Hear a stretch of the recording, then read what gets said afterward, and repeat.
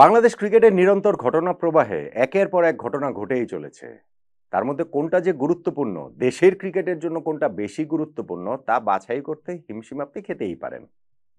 আজকেই যেমন সবচেয়ে গুরুত্বপূর্ণ আপনার কাছে মনে হতে পারে, বাংলাদেশ জাতীয় ক্রিকেট দলের ব্যাটিং কোচ হিসেবে মোহাম্মদ আশরাফুলকে যে নিয়োগ দেওয়া হয়েছে, টিম ডিরেক্টর হিসেবে আব্দুর রাজ্জাক রাজ যে থাকবেন, আয়ারল্যান্ডের বিপক্ষে সিরিজে এই দুইজনকে এই নতুন দায়িত্বে দেখা যাবে। নিঃসন্দেহে এটা একটা বড় ঘটনা, কিন্তু একই সঙ্গে দেশের ঘরোয়া ক্রিকেটটাও তো একটা প্রবল প্রশ্নের মুখে রয়েছে। অনেকগুলো ক্লাব, ৪৩টা ক্লাব এই বাংলাদেশ ক্রিকেট বোর্ডের অধীনে first division, second division, third division, premier league এগুলো খেলতে তারা অস্বীকৃতি জানিয়ে চিঠি দিয়েছে, লিগ বর্জন করেছে বিসিবির কাছে, এবং বিসিবি ওই জায়গাটাতে খুবই কঠোর অবস্থানে রয়েছে যে যেই সব ক্লাব এই লিগে অংশগ্রহণ করবে না তাদেরকে রেলিগেটেড করে দেওয়া হবে, এবং লিগ চলাকালীন সময়ে ১-২ ম্যাচ খেলেও যদি এরকম সিদ্ধান্ত নেয় তারা, তাহলেও হচ্ছে গিয়ে অন্য দলগুলোকে পূর্ণ পয়েন্ট দিয়ে দেওয়া হবে। অর্থাৎ বিসিবি এই জায়গাটাতে হার্ড লাইনে গিয়েছে। বাংলাদেশের এই ডোমেস্টিক ক্রিকেটের এই জায়গাটা যদি ঠিক না থাকে, তাহলে আল্টিমেটলি গিয়ে আমরা তো শুধু ন্যাশনাল টিমটাই দেখি, চূড়ান্ত জায়গাটা দেখে ওই জায়গাটাও কি আরো অনেক বেশি নড়বড়ে হয়ে যাবে না? দেখুন, আশরাফুল বাংলাদেশের ব্যাটিং কোচ হয়েছেন। এই আয়ারল্যান্ডের বিপক্ষে সিরিজটাতে তিনি দলের সঙ্গে যোগ দিচ্ছেন, থাকছেন শুধুমাত্র এই একটা সিরিজের জন্য। এই তিনি যুক্ত হয়েছেন, সেইটা আসলে কেমন হলো ওই আলোচনা করছি। তার আগে আমি একটু অ্যাপারেন্টলি যেইটা আপনার কাছে গুরুত্বপূর্ণ নাও মনে হতে পারে, যে ক্লাবের এই অবস্থান, ক্লাব বিসিবির এই মুখোমুখি অবস্থান, সেটা নিয়ে একটু ছোট্ট করে একটু বলে নিতে চাই।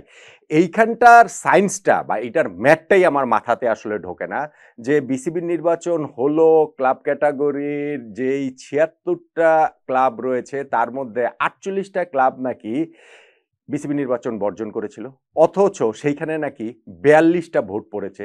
সো ৭৬ থেকে ৪৮ বিয়োগ করলে ৪২ কিভাবে হয়, এই সায়েন্স কিংবা ম্যাথ আমি বুঝি না।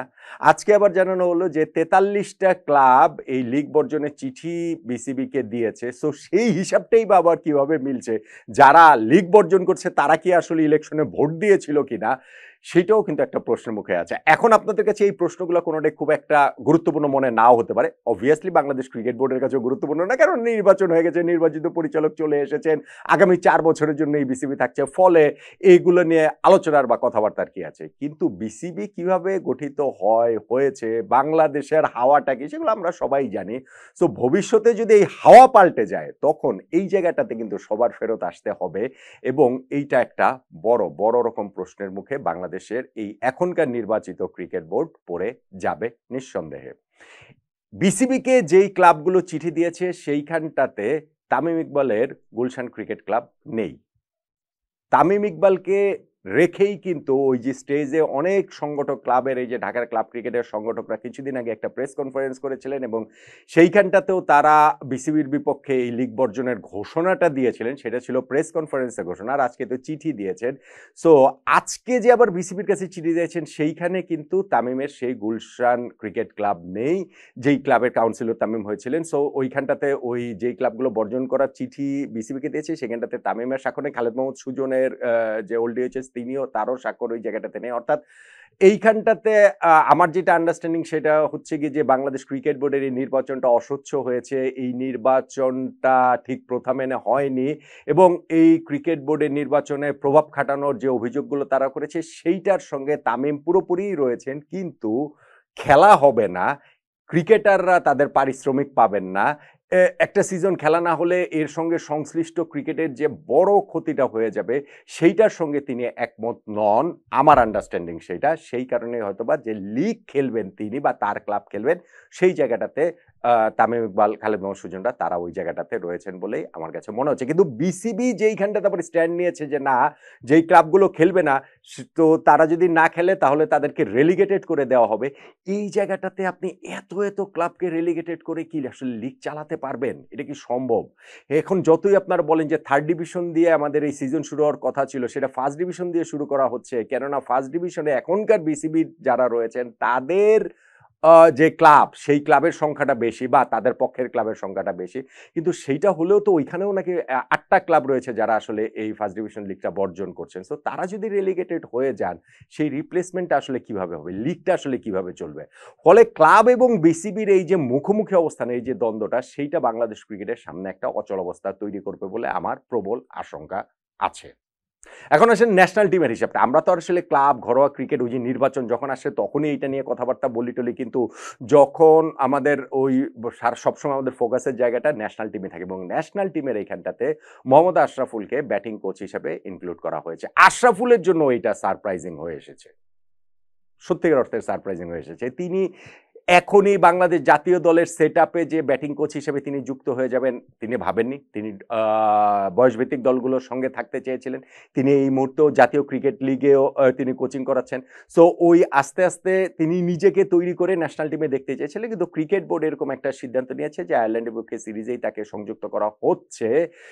শুধুমাত্র আয়ারল্যান্ডের বিপক্ষে সিরিজটার জন্য, এবং সেইটার ক্ষেত্রে যেটা হয়েছে যে আমাদের বোর্ড ডিরেক্টর যিনি রয়েছেন আব্দুর রাজ্জাক রাজ, যিনি ন্যাশনাল টিমের সাবেক ক্রিকেটার বা হাতি স্পিনার, সঙ্গে সাবেক নির্বাচক ছিলেন, তিনি টিম ডিরেক্টর হিসেবে আয়ারল্যান্ডের বিপক্ষে সিরিজটাতে থাকবেন শুধুমাত্র এই সিরিজটার জন্য।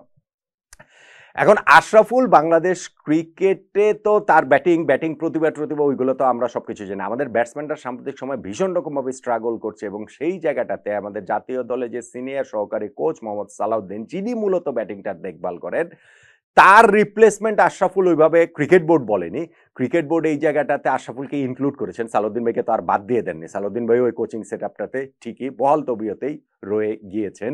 কিন্তু এইটা শুধুমাত্র এই সিরিজটা, সালাউদ্দিন ভাইয়ের তো চুক্তি হচ্ছে গিয়ে ওই দীর্ঘমেয়াদী চুক্তি, আর আশরাফুলদের হচ্ছে গিয়ে শুধুমাত্র এই আয়ারল্যান্ডের বিপক্ষে সিরিজটার জন্য। বা টিম ডিরেক্টর হিসেবে এইখানটাতে আব্দুর রাজ্জাক রাজকে যে ইনক্লুড করা হয়েছে সেইটাও শুধুমাত্র এই সিরিজটার জন্যই। আবার একই সঙ্গে জাতীয় ক্রিকেট দলের যে দেখভালের জন্য আমাদের অপারেশনস কমিটি রয়েছে নাজমুল আবেদিন ফাহিম ভাইয়ের নেতৃত্বাধীন, সেইটার উপরেও এক ধরনের একটা ছায়া কমিটির মতো, যেখানে আমাদের ফর্মার ক্রিকেটার এখনো বোর্ড ডিরেক্টর হিসেবে রয়েছেন, যেটা আমিনুল ইসলাম বুলবুল, খালেদ মাসুদ পাইলট, তারা যারা আমাদের যারা ফর্মার ক্রিকেটাররা এই এই কমিটিতে যারা রয়েছেন, তাদেরকে নিয়ে চারজন ফর্মার ক্রিকেটার রয়েছেন, যে তাদেরকে নিয়েই যে তারা এই দেখভালের এই জায়গাটা করবে, সেইটাও এরকম একটা আনঅফিসিয়াল, এই সিদ্ধান্ত তো অবশ্য অফিসিয়াল না, সেই আনঅফিসিয়াল সেই সিদ্ধান্তের জায়গাটা আসলে তৈরি হয়েছে। আমার যেটা কথা সেটা হচ্ছে যে আয়ারল্যান্ডের বিপক্ষে শুধুমাত্র একটা মাত্র সিরিজ দিয়ে এটা কি ট্রায়াল এন্ড এরর বেসিসে কি আমরা আসলে এগোবো কিনা? আশরাফুল যদি ন্যাশনাল টিমের ব্যাটিং কোচ হবার মতো যথেষ্ট যোগ্য হন, তাহলে বাংলাদেশ ক্রিকেট বোর্ড অবভিয়াসলি সেটা মনে করছেন, তাহলে আপনি টিম ডিরেক্টরের পদটা ছেড়ে দেন। সেইটা আমরা সিরিজ বাই সিরিজ আমরা আগেও দেখেছি সেটা চেঞ্জ হয়েছে। কিন্তু আশরাফুল যদি এটা সেটা যথেষ্ট যোগ্য হন, তাহলে শুধুমাত্র একটা সিরিজের জন্য কেন? তাহলে শুধুমাত্র সেটা আয়ারল্যান্ডের বিপক্ষে সিরিজের জন্য কেন? তাহলে আমাদের ন্যাশনাল টিমের সঙ্গে তাকে দীর্ঘমেয়াদী তাহলে সংযুক্ত করা হোক। এটা তো ট্রায়াল এন্ড এরর বেসিসে দেখার জায়গা না রে ভাই। হ্যাঁ, এখন প্রতিপক্ষ আয়ারল্যান্ড তুলনামূলক সহজ। তাদের বিপক্ষে আমরা টেস্ট খেলবো ২ টা, তাদের বিপক্ষে আমরা টি-20 খেলবো ৩ টা। সেইখানটাতে আমাদের ভালো করাটাই এক্সপেক্টেড। সো সেই ভালোটা কি আসলে আমাদের মানদণ্ড কিনা? ধরেন আমার কথা হচ্ছে গিয়ে এখন এই মুহূর্তে বাংলাদেশের সিরিজটা যদি হতো লেটস সে ভারতের বিপক্ষে, লেটস সে অস্ট্রেলিয়ার বিপক্ষে, ধরা যাক ইংল্যান্ডের বিপক্ষে, তাহলে কি শুধুমাত্র একটা সিরিজের এইরকম ভাবে নিয়োগটা দেয়া হতো কিনা এবং সেইটার নিয়োগের ভিত্তিতে কি ওই পারফরমেন্স বিবেচনায় কি আসলে করাটা হতো কি না? সো ওইটা আসলে সামনে দেখার বিষয়, যে ওইটা আসলে কিভাবে হয়, কিভাবে আসলে ওয়ার্কআউট করে। কিন্তু আমার কাছে মনে হয় যে আসলে ক্রিকেট বোর্ডের এই সিদ্ধান্তগুলো ক্রিকেটীয় পার্সপেক্টিভ যতটা রয়েছে, একই সঙ্গে একটু জনপ্রিয় পার্সপেক্টিভের জায়গাটা থেকেও তারা এরকম সিদ্ধান্ত নিচ্ছেন, যে এরকম সিদ্ধান্ত নিলে সেটা একটু জনপ্রিয় হবে। আশরাফুলকে আমি বলছি না যে তিনি ন্যাশনাল টিমের কোচিং সেটআপে আসতে পারেন না, আমি সেটা বলছি না। আমি এটাও একবারও বলছি না যে বুলবুল ভাই, পাইলট ভাইরা যে হচ্ছে গিয়ে যে ন্যাশনাল টিমের দেখভাল করছেন, আমাদের ফর্মার রাজাক, আমাদের ফর্মার ক্রিকেটার যখন এই বোর্ডে রয়েছেন, তারা এটার যোগ্য তারা নন। অবশ্যই তারা সেইটার যোগ্য। কিন্তু সেইটা শুধুমাত্র আয়ারল্যান্ডের বিপক্ষে সিরিজ হলেই সেইটাতে আমরা যদি ভালো করে ওইখান থেকে যদি আমরা হাততালিটা নেই, তাহলে আলটিমেটলি গিয়ে আমাদের ক্রিকেটের জন্য এটা একটা সাস্টেনেবল উন্নতির জন্য আসলে কতটা কাজ করবে, সেটা আমার মনে হয় সবারই আসলে ভেবে দেখাটা দরকার। কিন্তু তার চেয়ে বড় সংকট আমার কাছে মনে হয় যে ক্লাব এবং বিসিবির যে দ্বন্দ্ব, এই দ্বন্দ্বের নিরসন যদি, ওইটা তো আর সংকট না, ওইটা তো আমি বলছি যে ওইটা অন্যভাবেও আসলে দেখা যেতে পারত। কিন্তু ক্লাব এবং বিসিবির যেই সংকটের জায়গাটা সেটা যদি নিরসন না হয় তাহলে বাংলাদেশের ঘরোয়া ক্রিকেটটা আসলে থমকে যাবে। ওইটা আমার জন্য অনেক, অনেক বড় কনসার্ন বলে মনে হচ্ছে।